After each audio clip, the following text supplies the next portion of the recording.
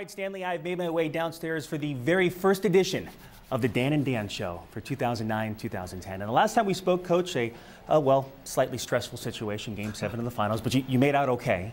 New season, first season as far as training camp is concerned. So what are your thoughts as you get ready for Game 1 about your team after having a full training camp under your belt? I think this one is a little bit different. You have concerns of the Stanley Cup, the celebrations we've all gone through, how good we've been told we are, and what that means for us in the upcoming season. So those are some of the thoughts you kind of have as you go through training camp. You wonder as you get ready for the season. But in terms of training camp, on the ice, our players' practice has been outstanding.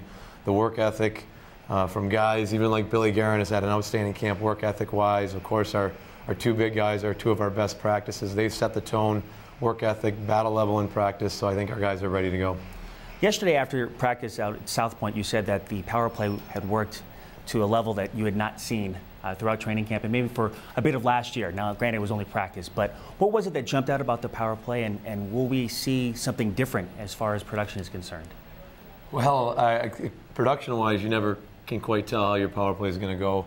But in terms of yesterday in practice and even the last 2 days in practice, the execution, the breaking down of the PK in terms of attacking and then using the space that you've created for the players behind you, our two big players reading off themselves and attacking and really executing at a high level. They're hard to deal with individually, but when you put those two together and they're executing at a high level and they're attacking and using each other, I think that's really an effective two-man unit that would be hard to stop. And yesterday in practice, along with the other three guys out there, where they were at an extremely high level and banging it around, and even the guys that were watching were shaking their head thinking what could be the possibilities if this is how they execute.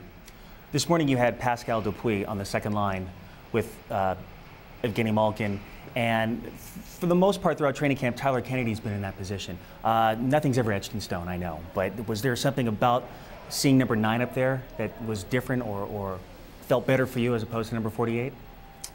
Well, I think last year's success with that line, 11, was Jordan Staal and Matt Cook and Tyler Kennedy was something tough to part with, giving us 3 really effective lines with those 3. TK will probably see some time with Gino at times. He adds that speed and tenacity that a Max Talbot has. But in terms of how the shifts are going to break out and what I thought would be best for our team, Pascal has shown that he can play in the top 6 lines with good players and still get to his game, which is speed and puck pursuit and getting to pucks first and getting to the net. And he can add that and is not nervous playing with the big guys. And so he'll get the first crack at it up there, and we'll see that Staal, Kennedy, Cook line trying to add that great offensive zone time, that tenacity on the puck that they showed last year. You would have seen it had everyone played in the last exhibition game. That was the plan, but it didn't happen that way with a few of the guys needing some rest. So you'll see it tonight, and hopefully she's flying. Well, we'll see that banner flying above center ice just before they drop the puck, and then it's the start of the season. Best of luck. All right, Dan, thanks. Stan, it's the Dan and Dan Show, the first of many. Let's head back upstairs to you.